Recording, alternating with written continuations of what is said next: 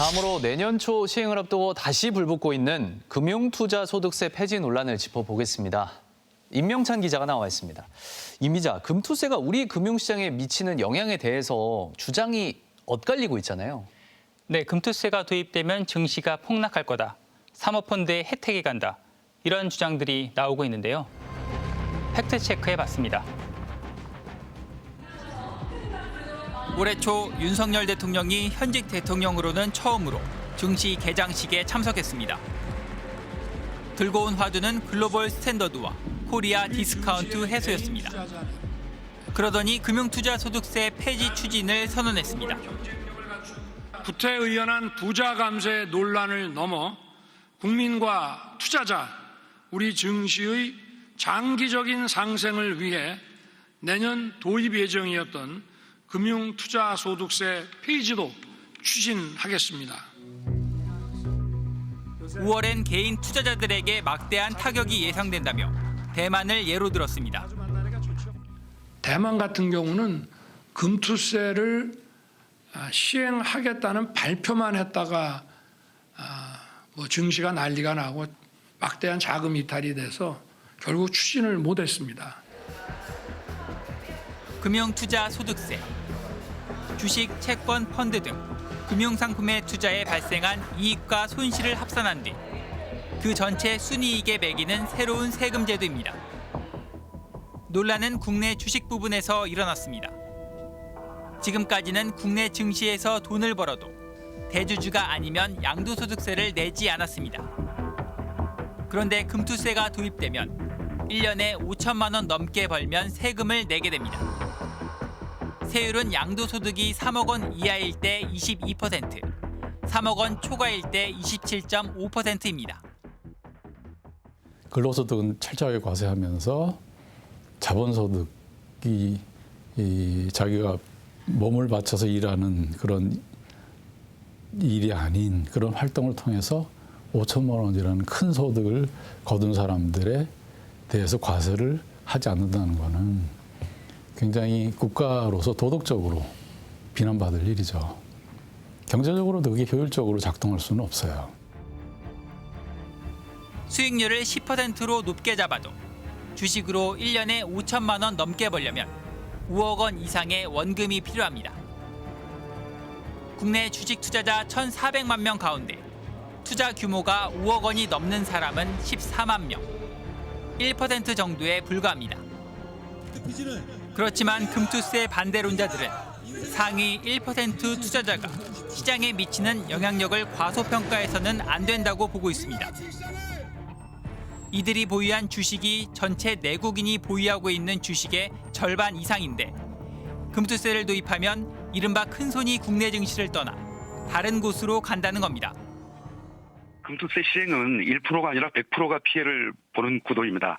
상위 큰 손 1%가 빠져나가면 작은 손 99%는 하락 쓰나미를 피할 수 없고 100만 원을 투자한 분들도 손실을 보게 됩니다. 대만 사례가 언급되는 것도 이 같은 맥락입니다. 지난 1988년 대만 정부가 주식 투자 소득에 세금을 물리려 하자 주가가 한 달 만에 30% 폭락한 일이 있었기 때문입니다. 그렇지만 당시 대만 증시는 1년 사이 2배 이상 폭등할 만큼 과열된 상태였고 금융 실명제도 없는 금융 시스템을 가지고 있었습니다. 여기에 지금 우리나라는 해외 주식 투자에 더 깐깐하게 세금을 부과하고 있습니다. 외국 주식 같은 경우는 1년에 250만 원만 이 차익이 있어도 이 금투세를 내야 되는데 국장 같은 경우는 1년에 5천만 원까지는 세금이 없어서 아니 굉장히 작은 세금을 내기 싫어서 더 큰 세금을 내는 외국장에 투자한다. 논리적으로 맞지 않는 거죠. 더구나 여당 내에선 큰손이 떠나간다는 논리와 큰손이 투자하는 사모펀드에 혜택이 간다는 논리가 공존하고 있습니다. 다 그런 것은 아닙니다만 사모펀드 가입자의 경우에 최대 49.5%의 세율에서 20% 세율로 절세가 되는 결과가 나오는 경우가 생깁니다. 혹시 이런 것 때문에 금투세를 시행하는 것이 아니냐라는. 하지만 금투세 적용 대상인 개인 투자는 전체 사모펀드 투자 중 약 3%에 불과한 데다 그중에서도 세금이 줄어드는 건 주식이 아닌 상품에 투자하고 배당 대신 다른 방식으로 수익을 실현한 이례적인 경우일 때나 가능합니다.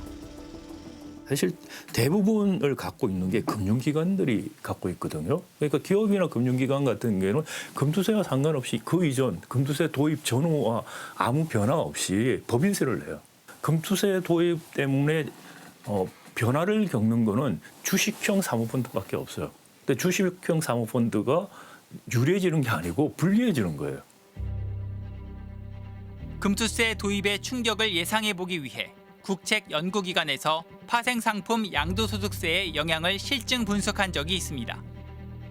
세율 인상 발표 시점에는 거래량과 거래 금액은 하락하고 지수는 상승했다가 새로운 세율을 적용한 이후 원래 상태를 회복했고 과세 대상이 늘어났을 때에는 거래량과 거래 금액은 반등했고 지수는 감소했습니다. 이를 토대로 양도소득세 부과는 단 한 번의 가격 하락은 유발할 수 있지만 일반적인 우려와 달리 반드시 위험 자산에 대한 투자를 위축시키는 것으로 나타나지 않았다고 결론 내렸습니다. 오히려 장기적인 투자를 유도할 수 있다. 그때 기재부하고 같이 기재부가 이제 많은 자료를 제공하고 같이 연구한 거거든요. 그리고 이것이 실행 단계에서 문제가 있느냐 하는 것도 다 체크했어요. 그러니까 결국 그때 검토한 거는 아주 문제 없는 거로 나온 거예요. 실제로 대만과 달리 일본은 비슷한 시기 주식 양도소득세를 성공적으로 도입했습니다. 미국, 영국, 독일, 프랑스, 호주 등 경제협력 개발기구, OECD 회원국 가운데 상당수 국가가 주식 투자에서 발생한 이득에 세금을 물립니다.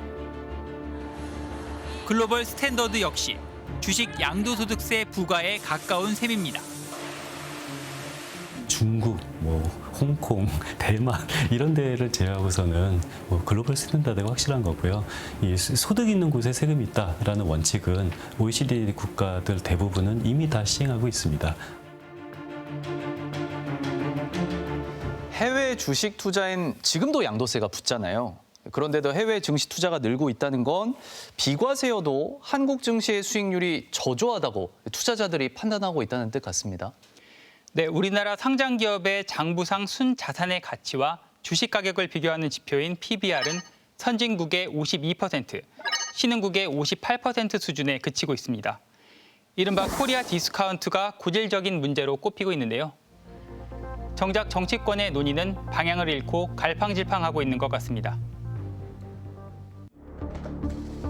금투세 도입은 문재인 정부 때인 지난 2020년 결정됐습니다. 금융 투자 소득을 신설하여 2022년부터 적용해 나가고자 합니다.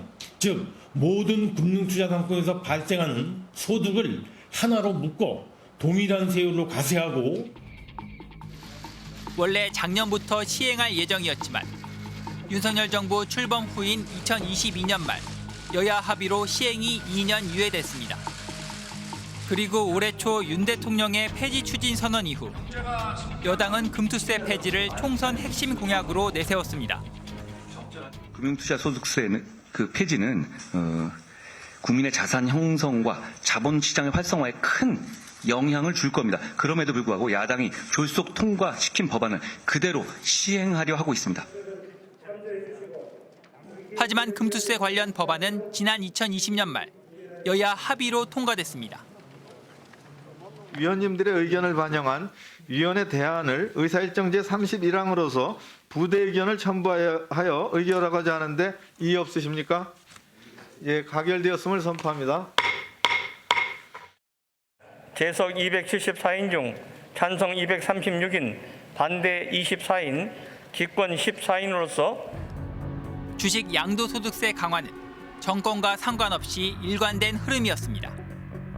2016년 박근혜 정부의 세제 개편안 발표. 기재부는 공평 과세를 내세우며 과세 대상이 되는 대주주의 범위를 늘렸습니다. 관련 내용을 설명하던 사람은 최상목 당시 기재부 1차관. 바로 현재 윤석열 정부 경제부총리입니다. 세금을 공평하게 과세하고 세원 투명성도 높이겠습니다. 주식 양도소득이 과세되는 상장법인 대주주의 범위를 확대하는 등 자본소득에 대한 과세를 강화하고 추경호 국민의힘 원내대표가 지난 2019년 대표 발의한 증권거래세법 폐지 법률안. 주식, 펀드, 채권 등의 손익을 통선한 뒤 양도소득세를 부과해 과세 체계를 일원화 합리화하고 과세 형평성을 제고하고자 한다고 제안 이유를 설명하고 있습니다. 금투세 도입 취지와 비슷합니다. 하지만 현재 입장은 완전히 뒤집혔습니다. 당초에 저희가 설계했을 때는 이제 그런 게 그 당시에는 게 합리적이라고 생각해서 설계했지만 지금 상황에서 봤을 때 적어도 우리 자본시장이 여러 가지 취약했기 때문에 부작용이 더 크다라는 판단을 저희가 했기 때문에 폐지하자고 저희 주장을 하는 거고요. 주식시장의 변동성이 커지고 청년과 중산층이 부를 형성할 기회가 줄어들게 될 것입니다. 시장의 예측 가능성을 높인다는 차원에서 금투세 폐지 결정은 빠를수록 좋습니다. 민주당도 입장을 바꾸려 하고 있습니다.